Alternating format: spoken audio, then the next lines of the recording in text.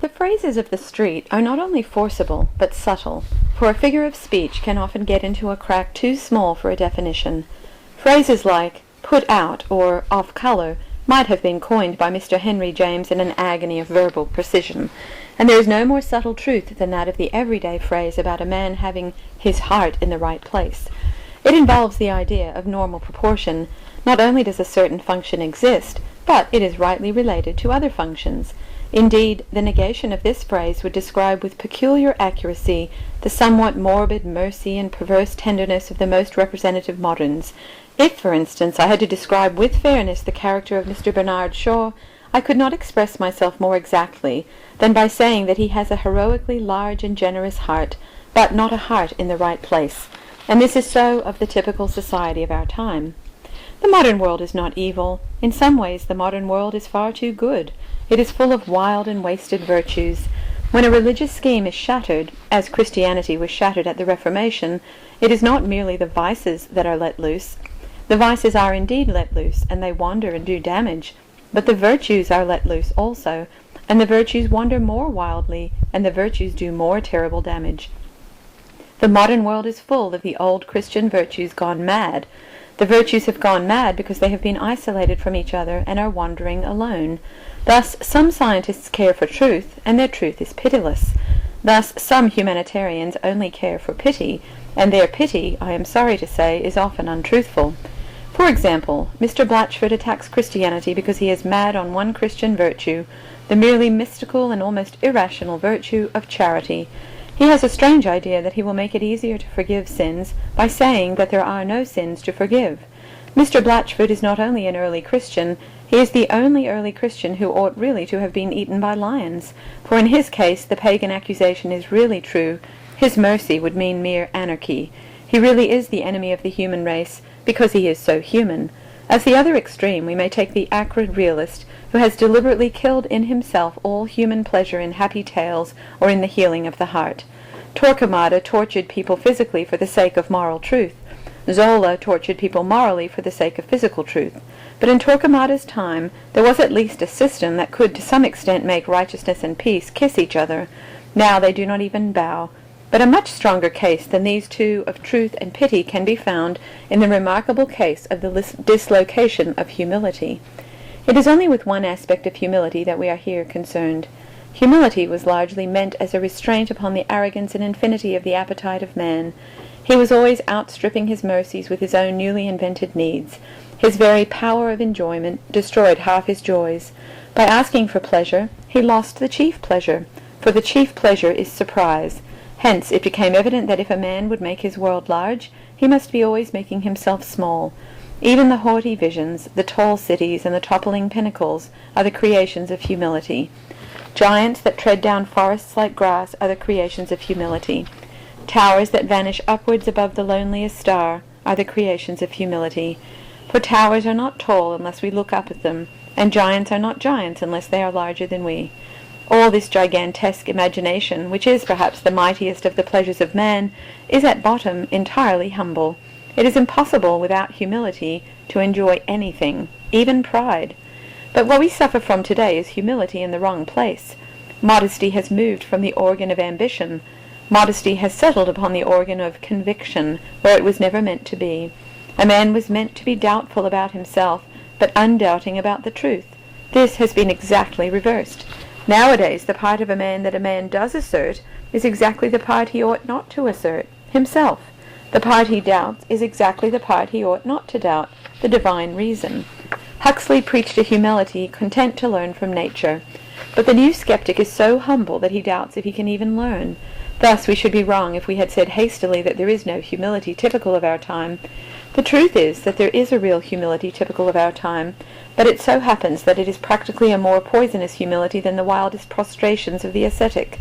The old humility was a spur that prevented a man from stopping, not a nail in his boot that prevented him from going on. For the old humility made a man doubtful about his efforts, which might make him work harder.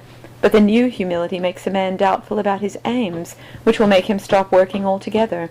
At any street corner we may meet a man who utters the frantic and blasphemous statement that he may be wrong. Every day one comes across somebody who says that of course his view may not be the right one. Of course his view must be the right one, or it is not his view. We are on the road to producing a race of men too mentally modest to believe in the multiplication table. We are in danger of seeing philosophers who doubt the law of gravity as being a mere fancy of their own. Scoffers of old time were too proud to be convinced, but these are too humble to be convinced. The meek do inherit the earth, but the modern skeptics are too meek even to claim their inheritance. It is exactly this intellectual helplessness which is our second problem. The last chapter has been concerned only with the fact of observation, that what peril of morbidity there is for man comes rather from his reason than his imagination. It was not meant to attack the authority of reason, rather it is the ultimate purpose to defend it, for it needs defense. The whole modern world is at war with reason, and the tower already reels.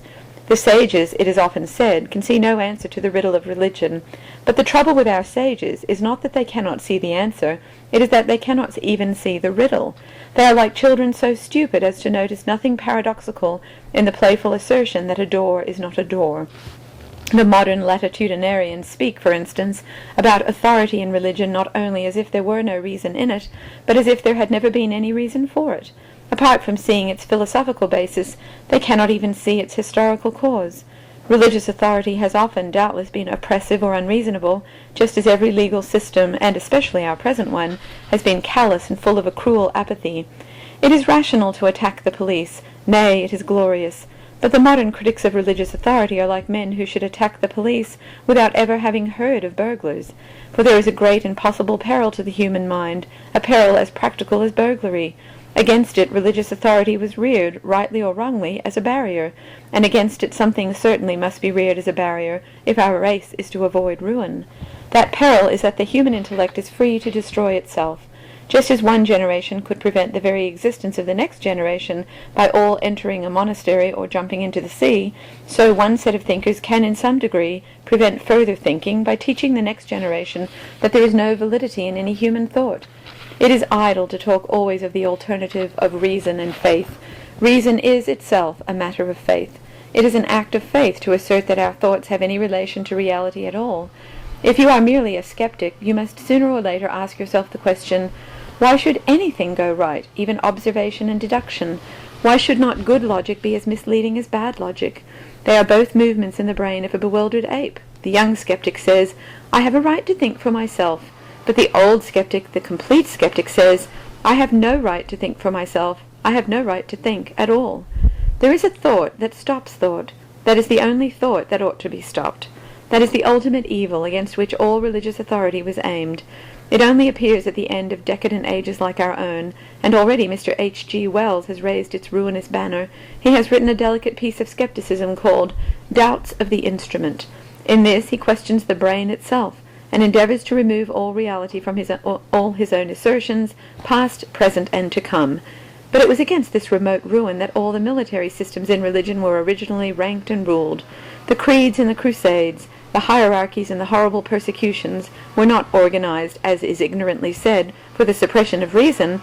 They were organized for the difficult defense of reason. Man, by a blind instinct, knew that if once things were wildly questioned, reason could be questioned first. The authority of priests to absolve, the authority of popes to define the authority, even of inquisitors to terrify, these were all only dark defences erected round one central authority, more undemonstrable, more supernatural than all, the authority of a man to think. We know now that this is so. We have no excuse for not knowing it, for we can hear skepticism crashing through the old ring of authorities, and at the same moment we can see reason swaying upon her throne. In so far as religion is gone, reason is going, for they are both methods of proof which cannot themselves be proved, and in the act of destroying the idea of divine authority, we have largely destroyed the idea of that human authority by which we do a long division sum. With a long and sustained tug, we have attempted to pull the mitre off pontifical man, and his head has come off with it. Lest this should be called loose assertion, it is perhaps desirable, though dull, to run rapidly through the chief modern fashions of thought which have this effect of stopping thought itself. Materialism and the view of everything as a personal illusion have some such effect, for if the mind is mechanical, thought cannot be very exciting, and if the cosmos is unreal, there is nothing to think about. But in these cases the effect is indirect and doubtful. In some cases it is direct and clear, notably in the case of what is generally called evolution. Evolution is a good example of that modern intelligence which, if it destroys anything, destroys itself. Evolution is either an innocent scientific description of how certain earthly things came about, or, if it is anything more than this, it is an attack upon thought itself. If evolution destroys anything, it does not destroy religion, but rationalism. If evolution simply means that a positive thing called an ape turned very slowly into a positive thing called a man, then it is stingless for the most orthodox, for a personal God might just as well do things slowly as quickly, especially if, like the Christian God, he were outside time.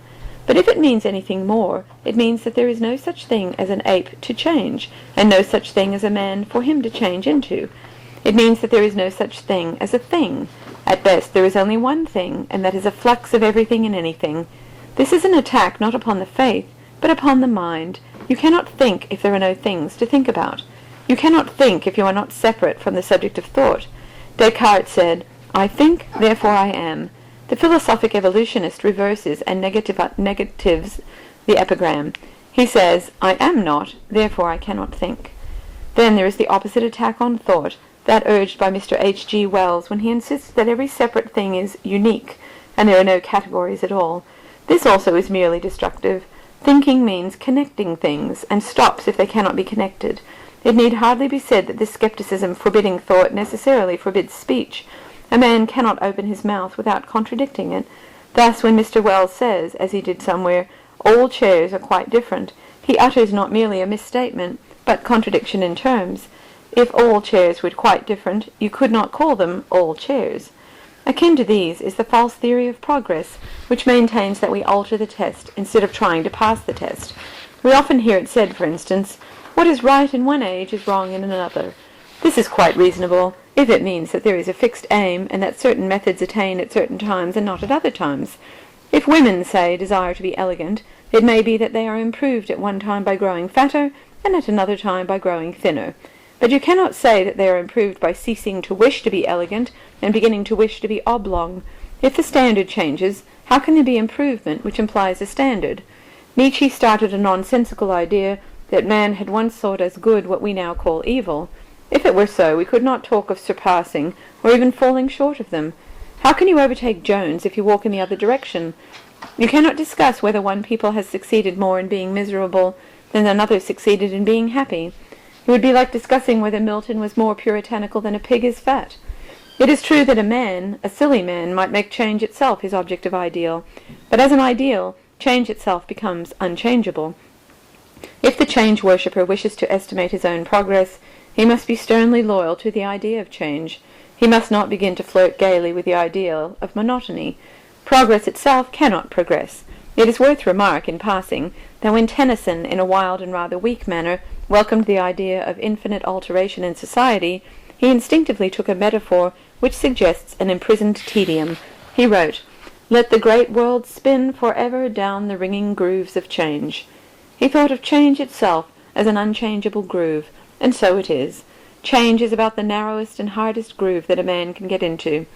The main point here, however, is that this idea of a fundamental alteration in the standard is one of the things that makes thought about the past or future simply impossible. The theory of a complete change of standards in human history does not merely deprive us of the pleasure of honoring our fathers, it deprives us even of the more modern and aristocratic pleasure of despising them. This bald summary of the thought-destroying forces of our time would not be complete without some reference to pragmatism, for though I have here used and should everywhere defend the pragmatist method as a preliminary guide to truth, there is an extreme application of it which involves the absence of all truth whatever. My meaning can be put shortly thus. I agree with the pragmatists that apparent objective truth is not the whole matter, that there is an authoritative need to believe the things that are necessary to the human mind. But I say that one of those necessities precisely is a belief in objective truth. The pragmatist tells a man to think what he must think, and never mind the absolute. But precisely one of the things that he must think is the absolute. This philosophy, indeed, is a kind of verbal paradox. Pragmatism is a matter of human needs, and one of the first of human needs is to be something more than a pragmatist. Extreme pragmatism is just as inhuman as the determinism it so powerfully attacks. The determinist, who, to do him justice, does not pretend to be a human being, makes nonsense of the human sense of actual choice. The pragmatist, who professes to be specially human, makes nonsense of the human sense of actual fact. To sum up our contention so far, we may say that the most characteristic current philosophies have not only a touch of mania, but a touch of suicidal mania.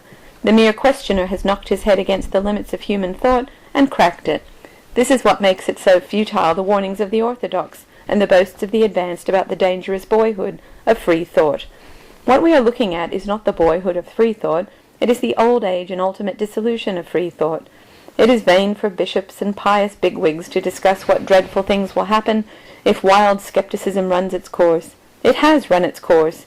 It is vain for eloquent atheists to talk of the great truths that will be revealed if once we set free thought begin. We have seen it end. It has no more questions to ask. It has questioned itself. You cannot call up any wilder vision than a city in which men ask themselves if they have any selves. You cannot fancy a more sceptical world than that in which men doubt if there is a world. It might certainly have reached its bankruptcy more quickly and cleanly if it had not been feebly hampered by the application of indefensible laws of blasphemy, or by the absurd pretense that modern England is Christian. But it would have reached the bankruptcy anyhow. Militant atheists are still unjustly persecuted, but rather because they are an old minority, not because they are a new one.